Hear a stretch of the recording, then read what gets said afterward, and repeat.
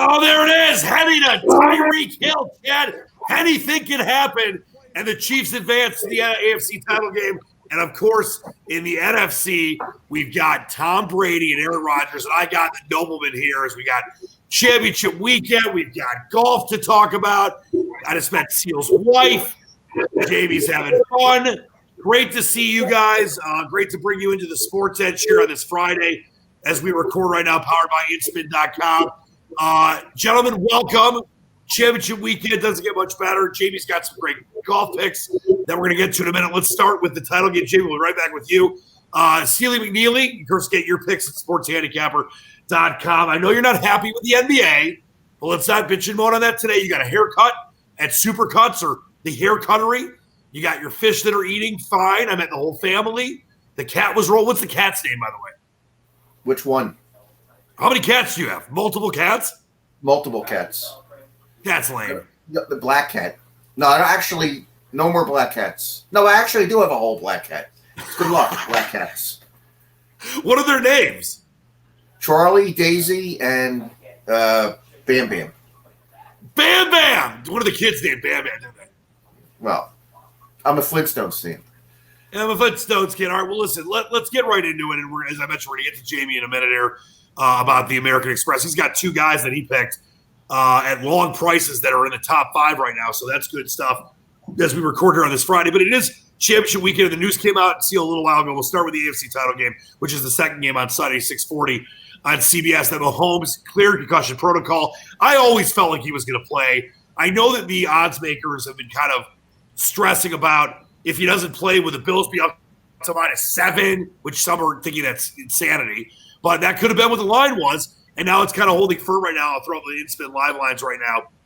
When it comes to the AFC title game, it's been 3.5 for the Chiefs, and it looks like it's settling in at -3, -125. I don't know if you agree with me. I always felt Mahomes was going to play. Obviously, he's still got a foot issue. But that being said, I love the Bills. I love them. I wish I liked them as much as, to take them with their futures odds when they were 10-1 a few weeks ago. I just think, and obviously I want to hear where you're at with this game, I just think that Kansas City is going to be too much for Josh Allen in his first real run and chance to win a Super Bowl. I'm going to lay the 3 with Kansas City. And I don't like taking favorites in that spot a ton of times, but, not a lot of fans at Arrowhead. I just think that Kansas City is a better team overall. Well, that game, the odds makers were going to use 1 Buffalo with no Mahomes, 4 Kansas City with Mahomes. So They stuck it up Sunday night around 1.5, 2-ish in the middle. I always thought he was going to play too. I always thought that the Kansas City Chiefs would find an independent doctor somewhere or a vet, even a vet. Oh, come on, Fauci. Could they have used Fauci? Or Fauci, anybody. If the first 5 doctors said no, you can't play, they would have found a vet to tell him he can't play. So I always thought he was going to play too. He does have a toe problem, which is probably turf toe, which is a very painful injury. Right. And before he left with the concussion, he was basically playing on 1 foot. Weird play when he left the game. Didn't even seem like he got hurt. He didn't even hit his head very hard. That was a very strange play. But you know what? The Chiefs, they're living dangerously. That's all I can say. Every game's a bloodbath. To go back to last 7 weeks. They haven't covered in 7 straight weeks. They haven't covered the spread in 7 weeks. They played, everybody thought they'd wake up week 1 in the playoffs for them, and they still were in kind of a semi-coma. So I don't know. It's a tough game. I like the other game better. I don't like the Kansas City game. I think I got no problem with 3. All right, well, hold on. We'll get to that other game in a second. I want to get to my man JB here. Let's get him in. JB, we've missed you. It's been too long. I know you're on assignment in New Zealand doing some oceanography, so welcome back. And, of course, you get JB's picks at ScratchCaddy.com. JB, you've had some solid stuff so far to start the golf season, but this week I'm loving where you're at. I know you had Max Homa at 125-1. I know you got Stephen Kim and Answer and some others. Let's talk about what you felt about the American Express, the first tournament in California. Yeah, so we're back into California now after a couple of weeks over in Hawaii, and just even going back into this tournament, the last couple of years, some real shock outsiders have won it, Adam Long and Andrew Landry. So it's not really a favourites course, this. Probably just because of the start of the year, and they're not really sort of into this, isn't it? So, I mean, even when this tournament started yesterday, I'm already looking at next week's tournament. So right. I've already started looking at the farmers for next week. And to me, it's a little bit like a sort of jigsaw puzzle. You're trying to get the jigsaw puzzle and put all the pieces together to try and find out exactly as to who are the players that you think are going to be there on Sunday. But then not also as well as that, where the value is. You know, you can have a guy up there, but if he's a 6-1 shot, does that represent value to you? So obviously we saw the top of the field this week. Patrick Cantley was the favourite after John Rahm withdrew. And then you had sort of Patrick Reed. He withdrew last week, saying from shin splints and blisters. Brooks Koepka, he was short in the betting as well. Don't really like him at first time out this season. So you've got to look further on down the field. And then you look at the previous winners. Where have they played well before? Where do they come from? Where do they go to university? What types of grasses do they play on? What's their Pete Dye record? What's their record over in California? Everything like that. As much little information as you can get, how is going to help you. You see the first little column there, it says low scoring desert courses. Yep. So these are the courses there that have all been low scoring and compatible to this course. So you get the low scoring courses, you know, you'll get guys that are winning at 23, 24, 25 under par. You've got to have the guys who are comfortable at shooting a lot of birdies. You know, I mean, it's no good having a guy who's just going to scratch out pars all the time. You need the guys who are going to fire under par. And then obviously, conversely, you know, when you get to a US Open style of course, you need the guys who can, you know, they're comfortable and they're patient enough to grind out the pars all the time. So there's a whole bunch of stuff there that's available to you. The trouble is that I found was you've got to bring it all together. And it takes a long time to bring it all together. So that's what I've already been doing over the years. Now it doesn't take too long to actually build up a worksheet that you can work from and just get some decent information from it. And then look at the odds and see what you think represents value. Yeah, that's perfectly said. And you mentioned the desert courses, and obviously to the right, you got all the Pete Dye courses in top 20s. And it's just really fascinating, all the information you give to the people out there. And Jamie, I think it's important that people know that, yes, you might not win more than a tournament every month or two, but if you win one or two tournaments in a 5 or 6 week period and you've got a guy at 50, 60, 70 to 1, not only are you going to make a ton of money, but you're going to cover everything else you bet. Plus you have top 5s and top 10s and top 15s, which you know, kind of can hedge people's bets and still make them profitable. I think it's very important that people understand that you only have to win, you know, once every couple of months and you're still going to profit throughout the year because the odds are so great to win. Exactly. I mean, what are we in? We're in about the third week of January right now. This season's going to go through to December. So, you know, right. It's a long season. And, I mean, the other pick that I had that I liked this week was Chesson Hadley. And I think he's +5 right now. So it just goes to show you can have all of the information that you want, but, you know, there's still a certain amount of guessing between the lines as to what's going on in his private life and his personal life. How's the travel? You know, how's the COVID affecting him? Has he got any reservations about that? What's it like playing without fans? There's so much other information that you don't have. There is a kind of a guessing game. But the one little thing as well I saw with Max Homa, and this was one of the things that I like because I know you Americans are very sentimental about things. And I saw something a couple of weeks ago when was it Tony Laporta? Was it the Dodgers manager, Laporta? Okay, yes. So there was an interview with Max Homa, and he was with Chesson Hadley too. That's fine. You got 3 guys that are 2 off the lead going into almost the third round. So great stuff, Jamie. We'll get back with you in a second, my friend. Let's get back to Sealy McNeely.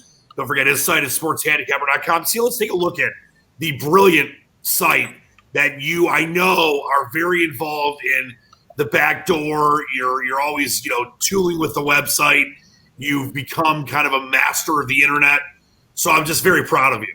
And none of that that I just said is true, but it sounds good. So when you look at SportsHandicapper.com, I know you're proud of the website, right? I mean, you got the live shows on there. People are ready to bury their bookie. You see the Sportsedge, powered by InSpin. Got some tweets. It's pretty impressive stuff, I must say. I'm very proud of it. Absolutely, very, very proud. And it's all has all my fingerprints all over it. Yeah, you spent hours on it. I mean, there's pictures of your fish, your family, election bets you lost. There's a lot of things going on. Yeah, sure. You're still wearing that Trump hat, aren't you? Still wearing the Trump hat. It's very light. That's why the only reason I wear it is it's not a heavy hat. I like light hats. You know what they say? I mean, those Trump hats are fake news. So I mean, you gotta find a new hat. So is CNN. Oh, stop it!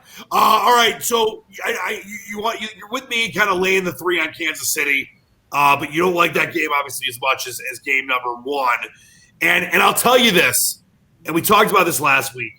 I was wrong about the Saints, but when you turn the ball over 4 times in a divisional playoff game at home, you're going to lose. You turn it over 2 times, you probably lose. And yet the Saints were still in it until the end. Brady didn't really have a great game, but he did enough. I'm very impressed with Tampa and Bruce Arians and that defense led by Dominican Sue and others. It's one of those things where I thought Brady and the Bucs would have a chance of being a playoff team, but getting to the NFC title game in year one at 43 years old is insane.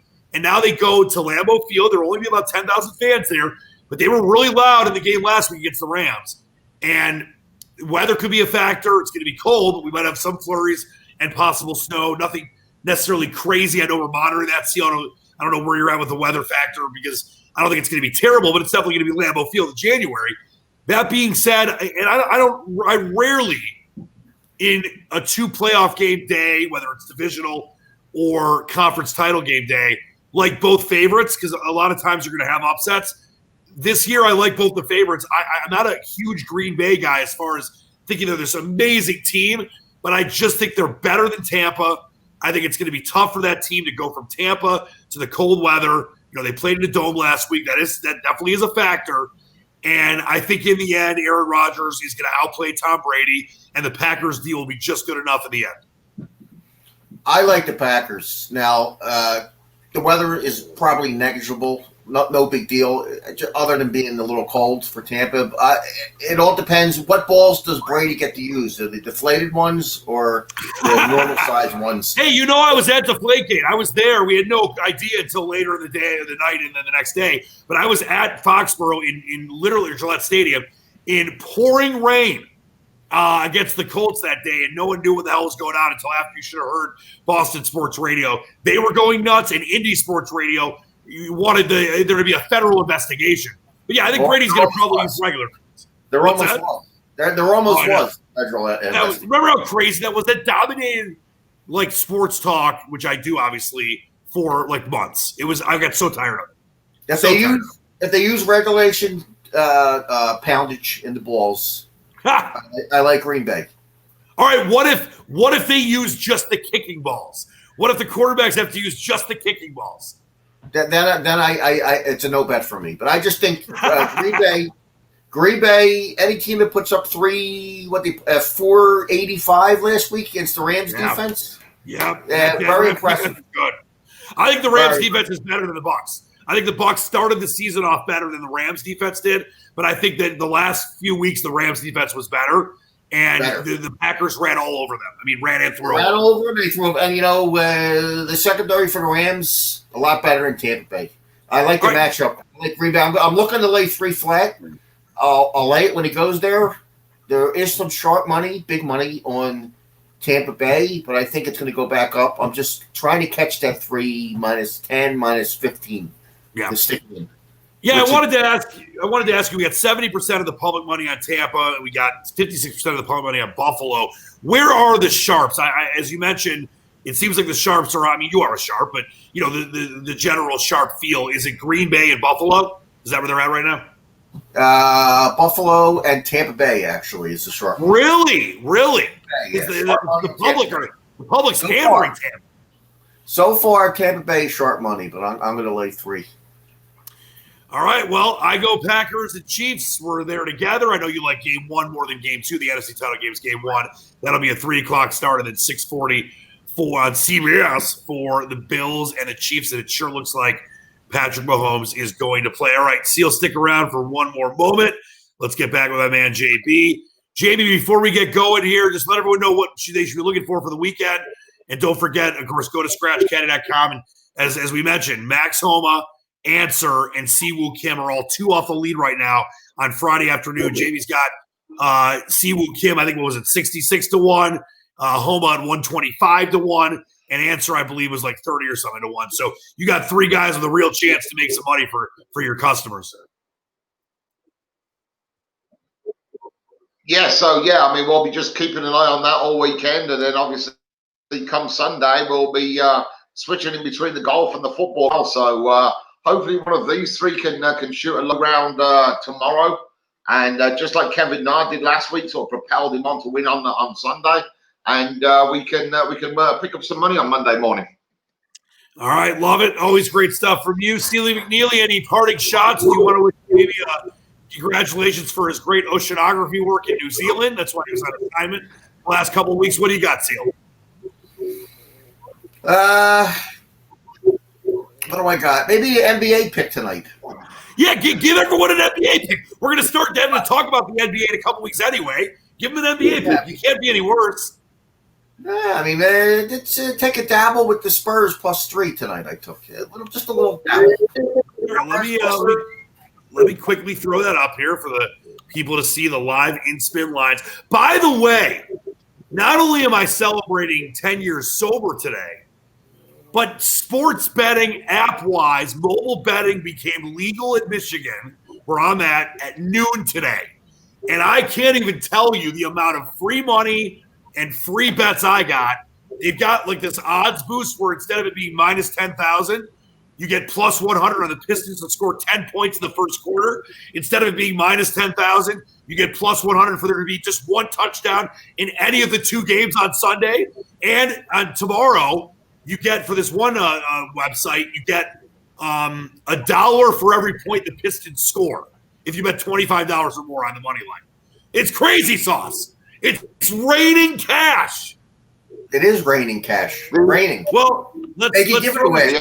They're just giving it away. They're giving it away. They want everyone in. Let's throw this out there. So you said you like the Spurs tonight. What are we doing here? Laying the 2 against the Mavs and Luka Doncic. No. We took 3 on the Spurs. Oh, I'm sorry. Yeah, not laying 3. Of course you took 3 because whenever you bet the line moves, you got 3. It's 2. Do you tell the people to jump on the 2 right now, or money line, or what? No, if you follow me, you take 3 this morning. A little late. Can't take 3. Then follow you and follow Jamie because that's what everyone wants. Right. All right, great stuff by both of you. Want to thank you as always. We will see you next week. We're getting ready for the Super Bowl. We got more golf to get to, NBA, hockey's in full swing. Before you know it, baseball. But thank you to Jamie. Thank you to Seal. Baseball. You're the king of the MAC and the king of baseball. And by the way, baseball. Rest in peace to Mr. 716. Hank Aaron passed away today. So God brought home a legend. But that's going to do it for us, for Jamie, for King Seal. I'm Dan the Man, the Squatch. I got to meet Mrs. Seal earlier. That was a very emotional thing. This has been the Sports Edge, powered by InSpin.com. Don't forget Mr. Seal's incredible picks at SportsHandicapper.com. Jamie's incredible golf picks at ScratchCaddy.com. Until next week, wash your hands, spread love, not hate, believe in the dream, and we'll see you next time. Take care.